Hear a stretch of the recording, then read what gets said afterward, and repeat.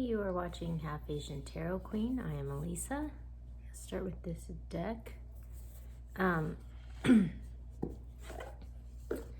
do a... Okay, interesting. So right when I pull it out of the deck, I get this split. It's interesting because we got two eights. We got the Eight of Cups, and we got the Eight of Materials. So this is like walking away from a situation which no longer serves you. It's like a new moon, like a new day, a new beginning. And the way that it shows up for me is it's like walking right towards this like work opportunity, like towards being busy. When I pulled this card down, we get the Nine of Voices, the Four of Materials, the Five of Emotions,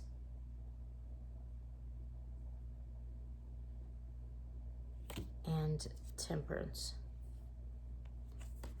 So it seems like this person is walking away from like this, clearly like this emotional situation that was super dissatisfying and needed to be brought into balance, which is interesting because there was this whole thing leading up to this, and I think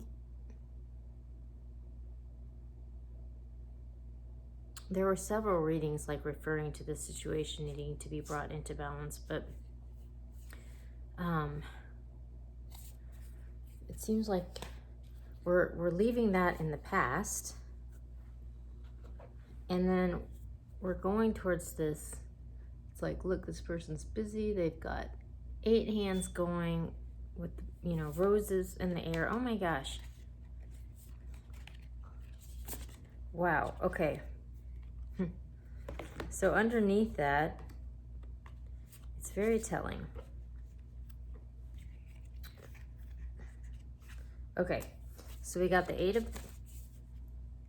of Flowers, the Ten of Materials, the Queen of Inspiration,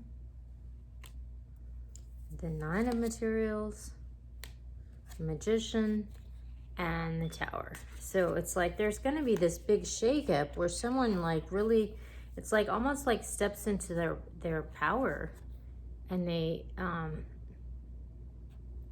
step into their power, and they also like manifest all this abundance for themselves. So it's almost like whatever this disappointing emotional situation has been like holding them back. Like they had that capacity within them all along, but it's almost like they had to kind of cut the cord on this because it was just like draining them of all their energy to manifest anything.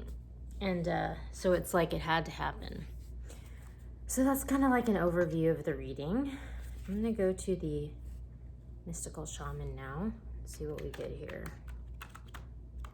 But yeah, I mean, unfortunately, it's just like everything that we manifest, it's like we need our emotional energy is like the wind beneath our wings. It's like the power behind everything we try to bring into the world. So it's just sort of like if that's being drained, and especially if it's being drained and spent on some toxic cycle. That was a reading, some toxic cycle ending. I mean, it's really gonna hold you back in life. So that's like, in generating abundance, that's like one of the most important things. It's like you have to like clear all that stuff out of your life, start again. Okay. All right. So we got the Jaguar and the Medicine Wheel. So this really speaks to kind of what I interestingly was just saying. Like, this is a sort of like healing your shadow side, like overcoming it, becoming empowered, and basically being in command of that, graduating from it, sort of like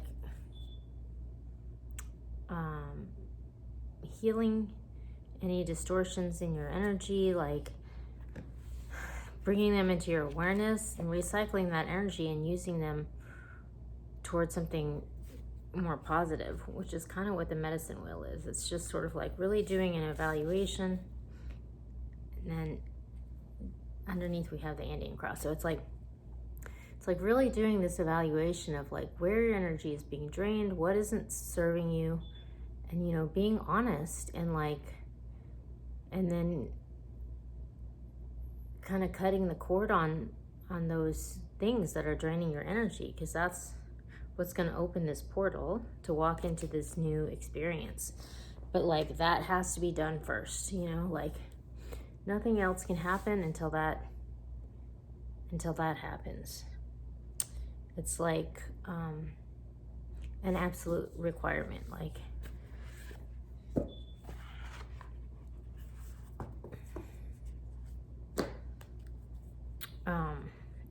and really it's up to you. Like nobody else can like clear out toxic energy out of your life. Like you're the only one that can do it. So I'm going to go now to the Nightmare Before Christmas deck. Seems appropriate. The Nightmare Before Christmas. It's like before Christmas. Also, you know, like holidays tend to bring up like family dramas, and yeah, like yesterday I was like really reflecting on the Harry and Meghan documentary that just came out, and I think, you know, that speaks to like larger family dramas that happen within families, you know, and it's just like everyone has sort of these judgments about it based on their own experience and their own family, but like, you know, I mean, it seems to me like inevitable that Harry and his brother would come to this point where, I mean, it seemed like it happened with Charles and his brother, you know, because like one of them's going to inherit everything, and then the other one's going to be like, just, you know, in order for him to like grow and evolve as a human, it seems like inevitable that he would have to sort of cut the cord on this situation, because, you know, it's like a family business almost, but like it's not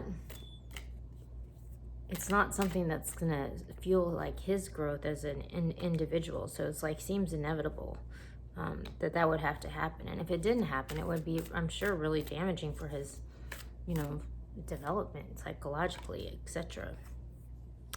Okay, all right, okay, so at the bottom we have the Emperor, which is really interesting because I'm just talking about like, you know, the royal family and being the king, and you know, maybe not inheriting that legacy, you know, and what you do, you know.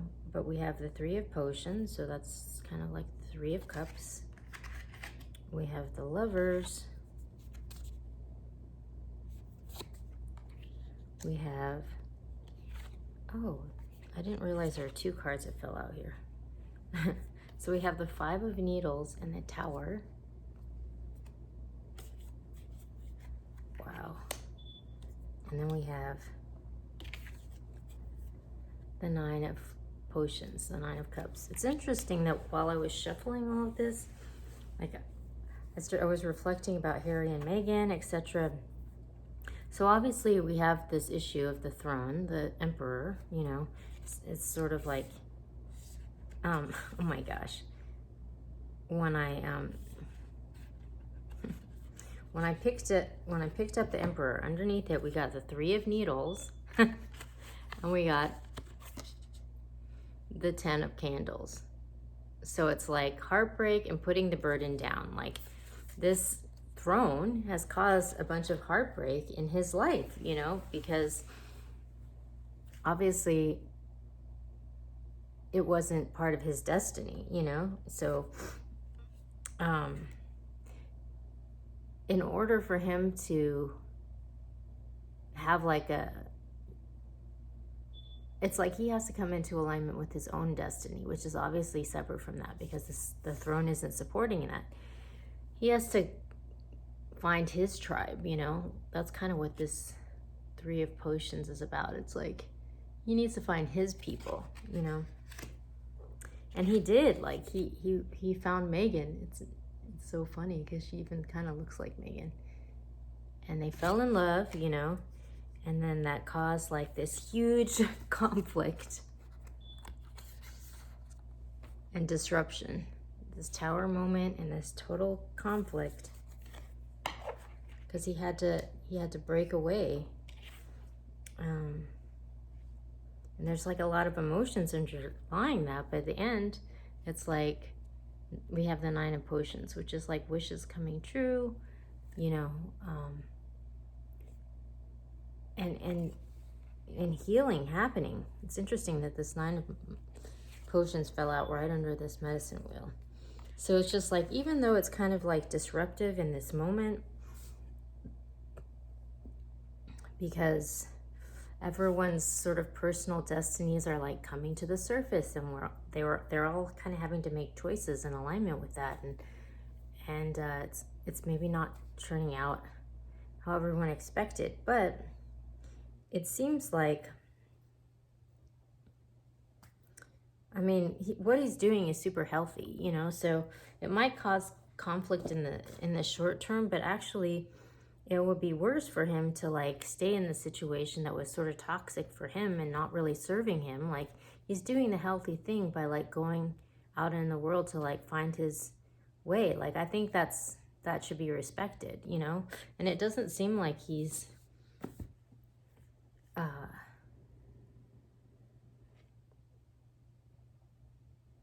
it doesn't seem like he's trying to hang on to, you know, both worlds. Like, he's kind of committed to what he, you know, that this is his journey, like that it's not his destiny. He knows it's not his destiny to be the king, so he's just going off and trying to find his own way. Like, I think that's good. Okay, so interesting. I just pulled out the Work Your Light. At the bottom, we got Mintakin. Longing for home, belonging, the original light workers.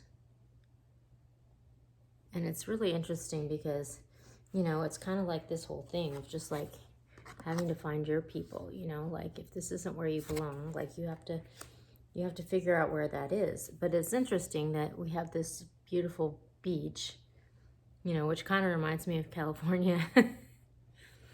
But yeah, there's like the beach and the stars, and it's this beautiful thing. And then we have Awakening, which this came out in yesterday's reading too. Wow, energetic upgrades, a new way of being, integration. Yeah, so it's like all about like healing. It's like by like cutting the cord on these things that are like sort of taking your energy, like, and just like causing anxiety and like not using your energy productively. It's like we kind of have to like clean house, you know, spring cleaning, clean that stuff out so that that energy can be recycled and used towards something more positive and productive. And that's ultimately really healthy, you know, even if it causes conflict in the short term, you know. I mean, conflict is part of life. That's what we do. So, I mean, we don't just get in conflicts all the time, but, you know, sometimes it's necessary for growth. So I'm going to go to the Getting Into the Vortex, because yesterday I did the Law of Attraction, and this is sort of like the relationship version of the Law of Attraction card. So, that's weird. So yeah, we're going to check this out.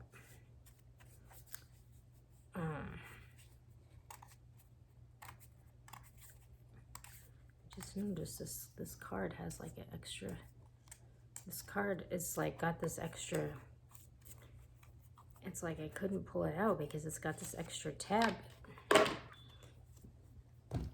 It's got this extra tab stuck to it. So it's like kind of like, read me. So I guess that's what we, perfect. So it says, should I leave or should I stay?